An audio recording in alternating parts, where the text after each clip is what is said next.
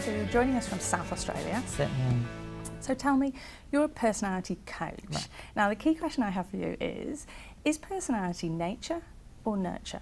It's nature, Cath. But as we go through life, the various things can alter it slightly. It can be our relationships, it can be where we're brought up, it can be all kinds of influences that happen throughout our life. So it doesn't ever actually totally change it, but it can influence your personality. So you're kind of stuck with your basic You are. personality You profile, Mm-hmm. but other things will influence it That's over right. time. Right, That's right. okay. And actually, is it true that opposites attract? It is. It is, unfortunately, because what happens is that when we meet somebody, often if they're opposite to us, they fill a gap. Yeah. So it feels really good. Yeah. But often those opposites also mean that after a period of time, you actually don't want that gap filled. What actually happens is that it really annoys you because you actually want that person to be like you. Yeah, okay. Yeah. So give me an example of that. All right, for example, my husband and I met. He was an introvert, I'm an extrovert. So introverts get their energy from inner world of thoughts and quiet times, and extroverts get theirs from people and the outer world. So initially a wonderful combination until I wanted to go out all the time and he'd like to stay home. Not so good, not so good. But this is where it's really valuable to know and understand yourself.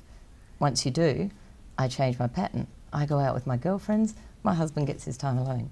Right. And what would you say if, for example, you're an extrovert and you happen to be married to an extrovert and you've got two extroverts in the house? I say good luck. Because really, there's so much of the floor that each extrovert needs to take. Yeah. And when they're both centre stage, it's a really, really tricky technique. Yes, it is. So therefore, understanding that you're both extroverts, you have to allow each other to pop up on that stage and be the show pony.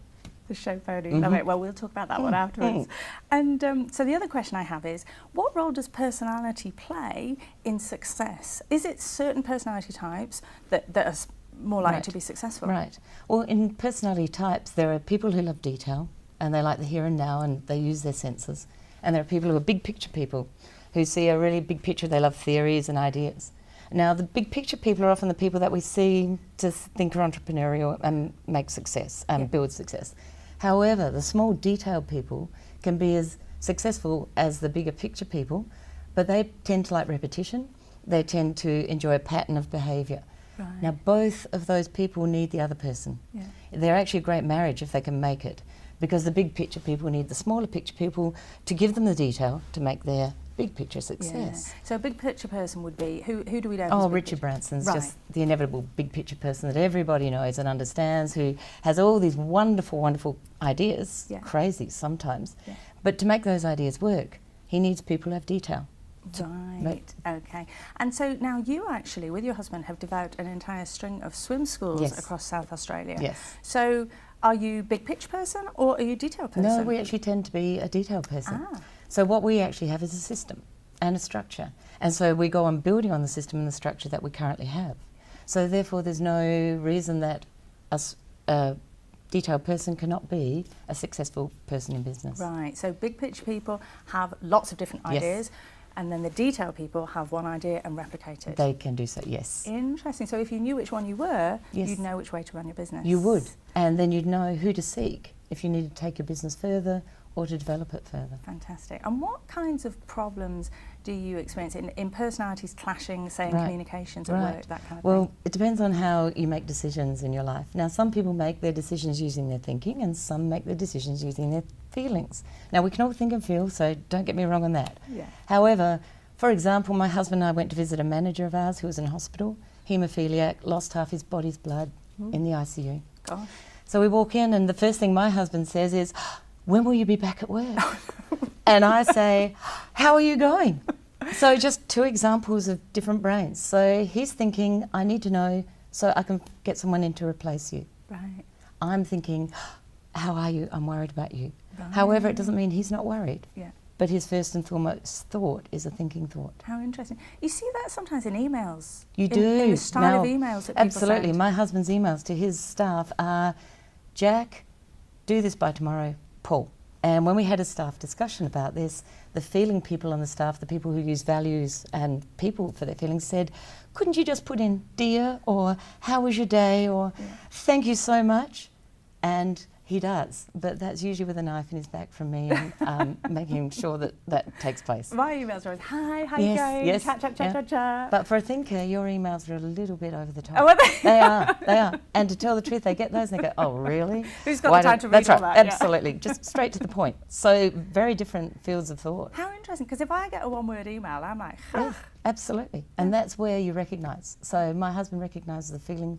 People in our organisation sends an email that will be appropriate for them. Right. So basically, when you start to understand this stuff, you can adjust your style and appreciate another person's style. Absolutely. And in what other ways does that show up? Well, it shows up in the way that we organise our lives and the structure that we like in our lives. Now, some people love a really well structured life. Yes, I do. Yes, yes, yes.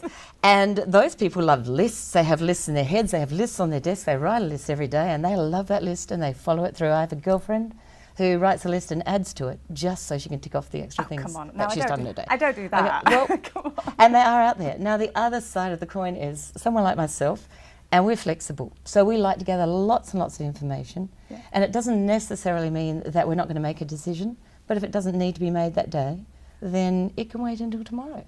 Is it really that important? Oh, I like that. Do we have Easy.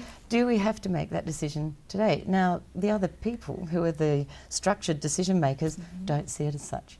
They get quite stressed by those people. These people find those people a wee bit anxious and So uptight. actually, are the let's call it flexible, sounds like a euphemism to me. It does, and a bit like yoga. So are those flexible people, are they the kind of people who are late, who lose their keys, who do Oh, and there's nothing wrong with that, let me tell you. That is just a natural thing. Yes, unfortunately, we do misplace things at times. We don't have a really ordered head around things. Yeah. But that doesn't necessarily mean that we're either, when we're talking about procrastination, a lot of people who are ordered say, oh, they procrastinate all the time, those people. Not true. Those people can put off things. Right. Because they're not necessarily needed to be done that day. The other people that can't often get very stressed about that. Now, procrastination really, as we were saying earlier, relates back to how people's values are and whether someone can procrastinate if they're a feeling person because they don't want to hurt someone else's feelings. Yeah. Someone can procrastinate if they're a person that uses their thinking because things might not be right for them to critique and use logically and get their thought processes through. So it's not a certain, because people often say, oh, I'm just the type of person that procrastinates. Yes. It's not a personality type. No, I don't believe so because Right. I just believe it's understanding yourself. And if you are a person like myself, then I understand that I might not always be on time. So I make sure that for people who are structured, I'm there on time, all the time. Yeah. I ensure that that happens. My other friends that aren't, 5 minutes late, doesn't really matter, does it? Yeah, got you. So what would your advice to be for perhaps people who are kind of, you know, they've got people they work with or their husband, for example, or wife or partner, they're kind of clashing a little bit. What's your advice? All right, my advice is find out as much as you can about yourself. Find out as much as you can about other people. There are loads of courses around about personalities and who are we with all the time? People. Yeah. So find all of that stuff out and then apply it. Right, about yourself. Why do I want to find out about myself when it's him? That's right, absolutely. So in finding out about yourself, then that way it really gives you power because you're able to put yourself in someone else's shoes and go, actually, maybe I'm not right all the time, although I don't think most people believe that. Yeah. I think we all think that we're right. Yeah. But you can actually give yourself power, put yourself in their shoes and see situations from someone else's point of view. Fabulous. Thank you so much for coming My in, pleasure. Kate. Thank you.